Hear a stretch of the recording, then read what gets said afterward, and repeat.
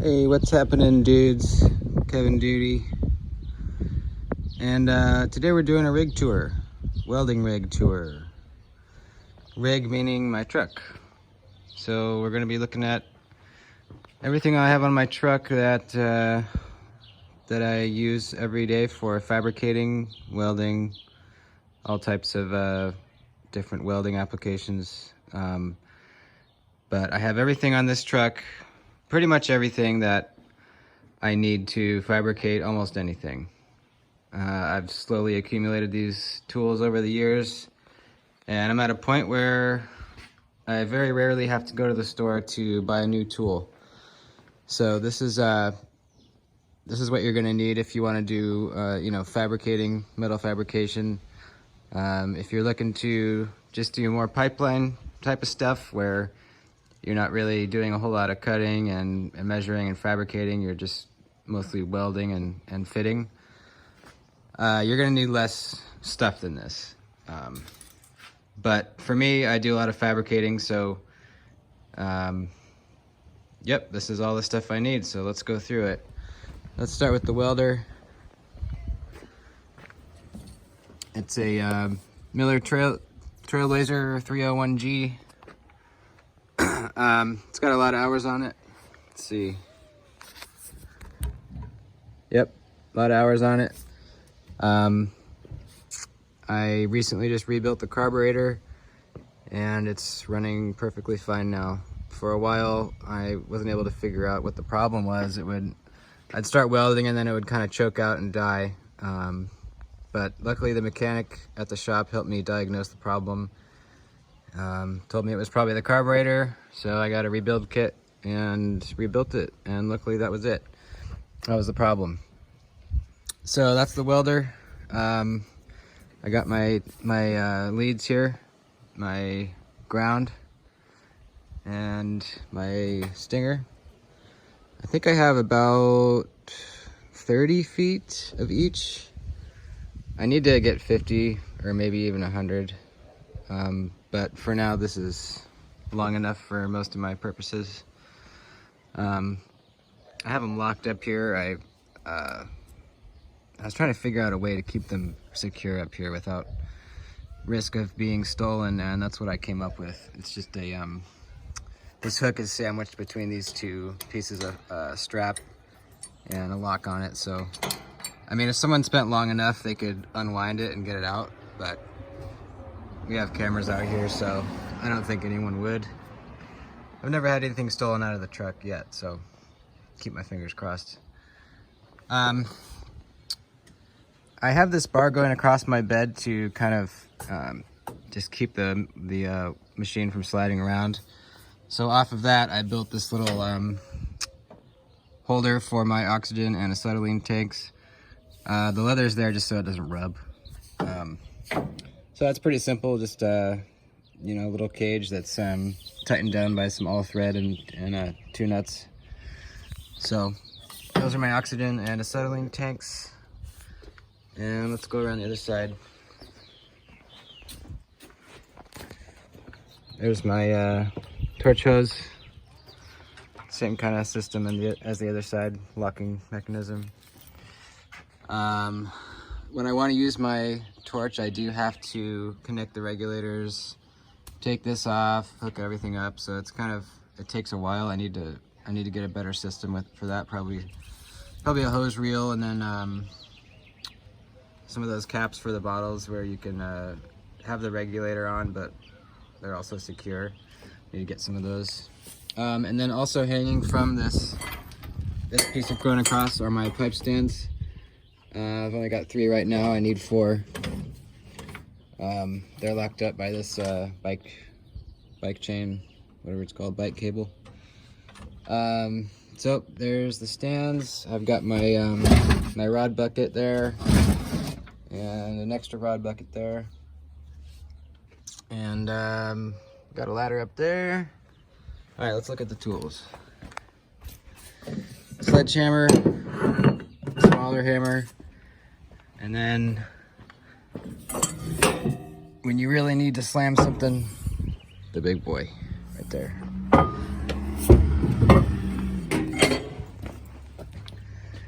I've got 3 grinders, one for wire wheel, one for cutoff wheel, one for grinding discs. So I have a flapper disc on this one right now, but if I'm doing some really heavy duty grinding and I need to move some metal, I'll slap this guy on one of the bigger grinders.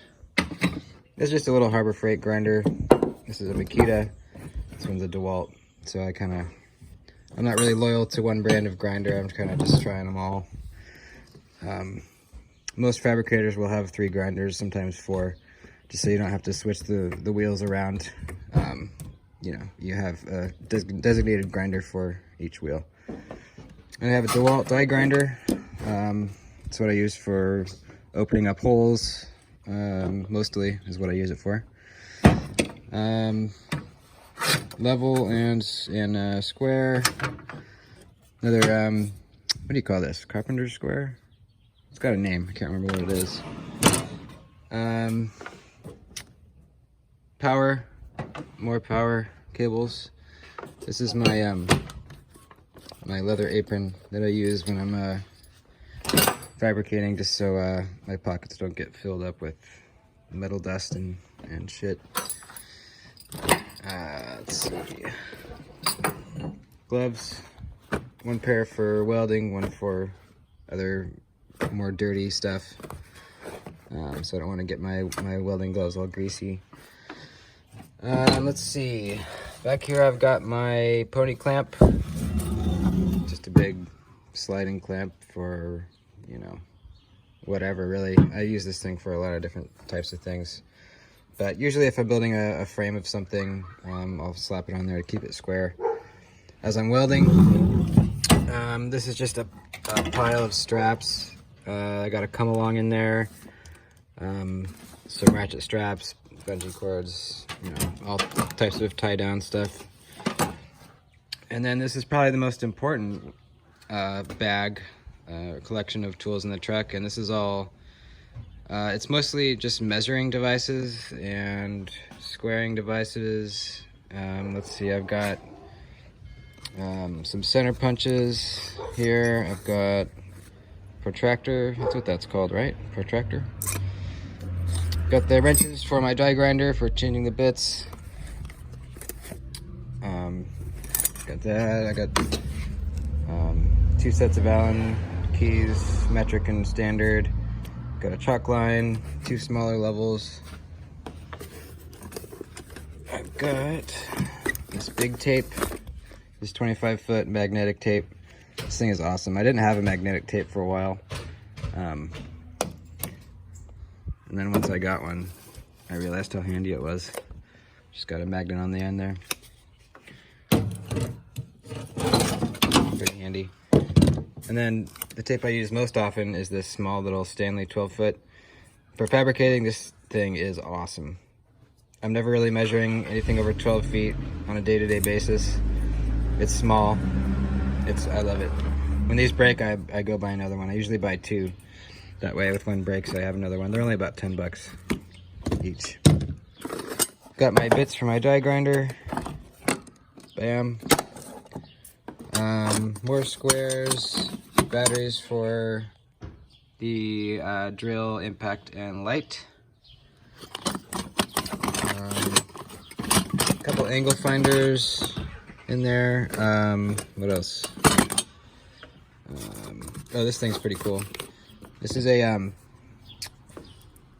circle center finder. So if you have, let's see, what do I have that's a circle? Oh, yeah, this might work. Usually I use it for something smaller, but basically you stick it like that so that that tip and that tip are touching the edge of the circle, and then this piece here is going to be running right down the center of the circle. You can see it's touching the center of the disc there. So that's pretty handy. Let's see, let's like that. Some welder's pencils, a scraper. Yeah, other little odds and ends, but that's the basics of it. Let me throw this back in here. Fire extinguisher. Haven't had to use it yet, but you always need to have one on your welding truck because you're throwing sparks and Sparks cause fires, and you don't want one of those. Let me climb up here and we can take a peek inside the box. So I've got some various vice grips clamped up on here. Got my pipe wrap. This is just a bag full of grinding wheels. I got all kinds of different ones in there. Over here, files, tire pressure gauges, my adjustable wrench, odds and ends. All right, in the center one I have clamps, vice grip style clamps, C clamps, an air impact and an electric powered impact wrench. Down there I have crowbar, big huge adjustable wrench, pipe wrench, and come over here, knee pads, extra gloves down there, and also some leather sleeves. It's just a bag of wire cutters, wrenches, that type of thing. I have all my sockets and ratchets in here. This is a drill bit set, and then all my wrenches are here in this rolling bag. I guess you'd call it rolling bag. Let's put this back, and then over here, this is just kind of random shit, razor blades, stuff like that. Over here is just some chisels, a couple wrenches. I've got some more drill bits, some torch tips, little stuff like that. Let me climb down here without falling. Well, that's pretty much it for the back here in the toolbox. Let's look up front. Luckily I have a double cab truck, so I'm able to keep stuff back here too. There's some regulators down there, face shield. This is all just kind of some stuff. Just an axe for, you know, whenever you might need an axe. There's my torch. This is just a little 110 welder, stick welder that I use for something smaller that I don't feel like firing up old blue over there. I can just plug this baby in and take care of it real quick.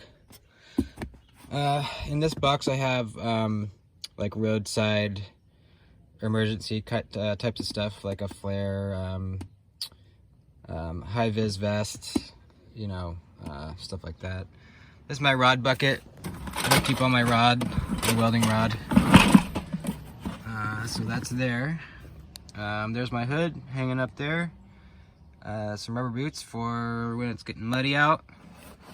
Some little parts for my welder down there, rod holder.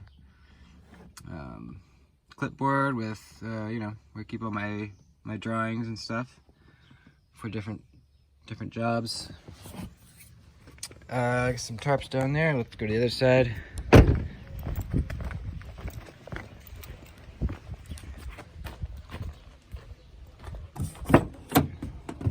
This is a fireproof tarp that I use if I am welding over something that I don't want to damage. Spread that over top real fast, so that's really handy to have.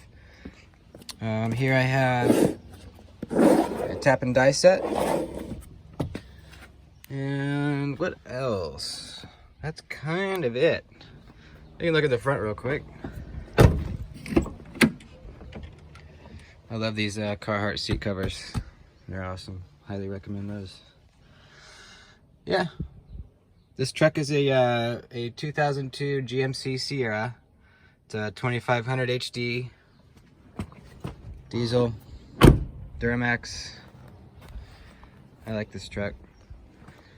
You might be wondering, I have a bunch of weight in the back and it doesn't look like it's sagging very much. That is because I've installed airbags.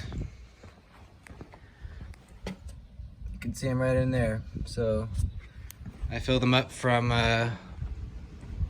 back here, right there.